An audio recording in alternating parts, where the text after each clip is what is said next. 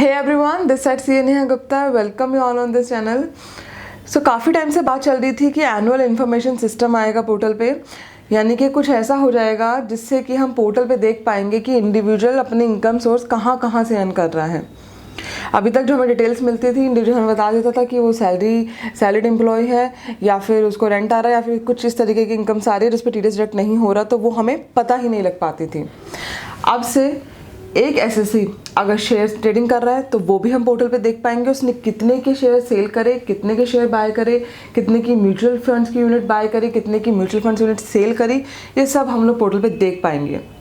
और एक जो सबसे बड़ा चैलेंज आ गया वो ये आ गया कि अब से हम interest on saving bank account भी देख पाएंगे. तो इसमें चैलेंज क्या है? ये तो अच्छी बात है, क्योंकि अभी तक क्या हो रहा था, हमारी प्रैक्टिस क्या थी कि हमें क्लाइंट से बैंक अकाउंट स्टेटमेंट मांगनी पड़ती थी, उसमें फिर उसका पूरा इंटरेस्ट साल का कैलकुलेट करना पड़ता था और काफ़ी बार इशू आता था कि क्लाइंट अपनी saving bank account interest statement देना ही नहीं चाहता था. उसको लगता था कि ये डाटा पर्सनल है, मैं शेयर नहीं करूँगा. या फिर जो बड़े ऑनलाइन पोर्टल से जो बहुत सस्ते रेटों में रिटर्न फाइल कर रहे हैं वो तो बस फॉर्म 16 लेके ही रिटर्न फाइल कर देते थे. तो अब से अगर इंटरेस्ट सेविंग बैंक अकाउंट आ भी गया पोर्टल पे तो ये तो अच्छी बात होनी चाहिए ना, बट ऐसा नहीं है. प्रॉब्लम उन लोगों के लिए जो लोग ऑलरेडी ITR फाइल कर चुके हैं. जिन लोगों ने सिर्फ अपना फॉर्म 16 दिया और ITR फाइल करवा ली, वो लोग तैयार हो जाए कि चांसेस है कि उनको वेरिएशन का इशू या इन्फॉर्मेशन मिल सकती है. अगर आपका interest on saving bank account 10,000 से ज़्यादा था तो वो टैक्सेबल है, और अगर वो टैक्सेबल है तो आपको अपने ITR में शो भी करना चाहिए था, चाहे वो टैक्सेबल है या नहीं. ITR के अंदर interest on saving bank account हमेशा जाना चाहिए अगर आपका सेविंग बैंक अकाउंट है और उस पर आपने कोई इंटरेस्ट रिसीव करा है तो. सो आज स्क्रीन के थ्रू हम समझेंगे कि कैसे आप एनुअल इन्फॉर्मेशन सिस्टम अपना चेक कर सकते हैं और कैसे एक बहुत बड़ा टूल होने वाला है आगे आने वाले टाइम में जब लोग अपनी रिटर्न्स फाइल करेंगे.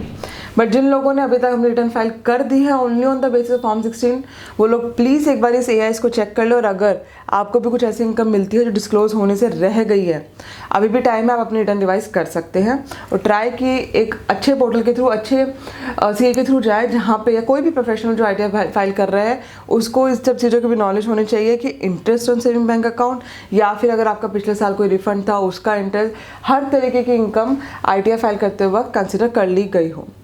तो चलिए स्टार्ट करते हैं अपना वीडियो, डिस्कस करते हैं AIS.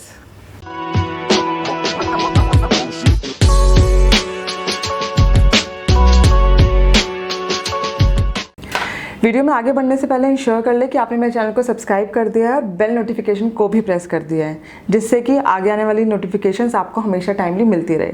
सबसे पहले तो हम एक बार प्रेस रिलीज देख लेते हैं जो कि इनकम टैक्स के थ्रू आई है, जिसमें इन्होंने बोला है कि they have roll out of the new AIS, that is annual information system. So income tax department has roll out the new AIS on the compliance portal which provides a comprehensive view of information to a tax payer with the facility to capture online feedback. साथ में उन्होंने एक TIS भी दिया है. अगर मैं 4th paragraph पे आऊँ तो simplified tax payer information summary has also been generated for each tax payer which shows aggregate value for the tax payer for use of filing return. थोड़ा सिंपल होने वाला है obviously. TIS shows the processed value, that is the value generated after deduplication of information based on the predefined rules, and derived value, that is the value derived after considering the taxpayer feedback and processed value. If the taxpayer submit feedback on AIS, the derived information in TIS will be automatically updated in the real time. The derived information TIS will be used for pre-filing of return. Pre-filing will be enabled in a phased manner, यानी कि वो आगे pre-filing भी enable हो जाएगी. So एक main important point जो उन्होंने यहाँ पे बोला है, taxpayer requested to view the information shown in the annual information system and provide feedback if the information needs modification. So the value shown in the TIS may be considered while filing the ITR in case the ITR has already been filed and some information has not been included in the ITR. The return may be revised to reflect the correct information. ये बहुत ज़रूरी है, अगर कुछ रह गया तो अपने रिटर्न को टाइम रहते हैं आप रिवाइज कर लीजिए. तो चलिए स्टार्ट करते हैं अपना प्रोसेस. और सबसे पहले हम लोग समझते हैं कि हम यहाँ तक पहुँचेंगे कैसे, हम कैसे अपना AIS को एक्सेस कर पाएंगे. आपको सिंपल इनकम टैक्स के पोर्टल पे जाना है, वहाँ से आपको लॉगिन टैब पे क्लिक करना है. यहाँ पे आपको अपना यूज़र ID डालना है, then continue.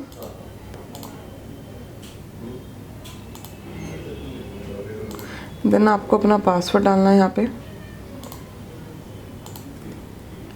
Please confirm your secure access message पे टिक करना है, continue. Now you have to come on this service tab here, and after that you have to click on the last tab, that is annual information system.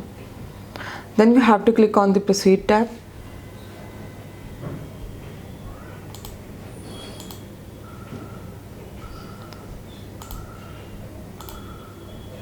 Here you can check the AI step.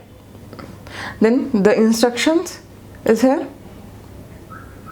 So these are the instructions. So AIS is a comprehensive view of the information for taxpayer displayed Form 26, the same thing. So they are saying that you can download it as a PDF, CSV files. Now you have to click here on AIS. Then you have to click on the taxpayer information summary. Now as you can see that in this case, individual has received this much salary, this much dividend, this is the interest from saving bank account. So this is very important. Interest from saving bank account here in our case is more than 94,000 and which should be taxable. Now sale of securities and units of mutual fund is there. So this is the actual main thing, that now you can see that individual ने कितना अपना share cell करा है। यहाँ से आप देख सकते हैं sale of listed equity share, sale of listed equity shares, some are from central depository, other are from national securities depository, then buyback of shares, then sale of other unit RTA। So total इतनी sale हुई है इस case में। यहाँ पे आप mutual fund भी देख सकते हो, म्यूचुअल फंड का भी अलग से ऑप्शन आ जाएगा। एंड देन अगर हम परचेज़ की बात करें तो SFT 017 के थ्रू हम परचेज सिक्योरिटी देख सकते हैं, कितनी सिक्योरिटी परचेज हुई है, कितनी CDSL से हुई है, कितनी NSDL से हुई है। एंड इसमें SFT 018 के थ्रू आप म्यूचुअल फंड भी देख सकते हैं, अगर आपके क्लाइंट ने या फिर आपने कोई म्यूचुअल फंड भी बाय या सेल करा है तो। So this is a very updated, a very important information जो हम लोगों को बहुत हेल्प करने वाली है काम करने में। आगे अगर आप AIS पे क्लिक करेंगे एनुअल इन्फॉर्मेशन सिस्टम पे, तो यहाँ पे आप ब्रेकअप भी देख पाएंगे कि अगर डिविडेंड रिसीव हुआ है तो टोटल कहाँ से हुआ है। That is actually form 26 AS thing, जो 26 AS में हम देख पा रहे थे।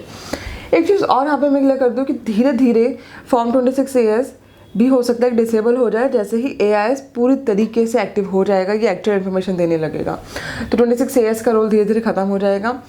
बट इन नटशेल ये एक बहुत अच्छा स्टेप है, बहुत हेल्प होने वाली है इससे, क्योंकि यूजुअली नोटिस आने का सबसे बड़ा रीज़न क्या होता था कि ऐसी इनकम जो रिटर्न फाइल करते वक्त SSC को या तो याद नहीं थी या जिसने रिटर्न फाइल करी उसको पता नहीं थी, तो इस वजह से एक नोटिस ज़रूर सर्व हो जाता था कि इस तरह की कुछ इनकम है जो आपने डिस्क्लोज नहीं करी है।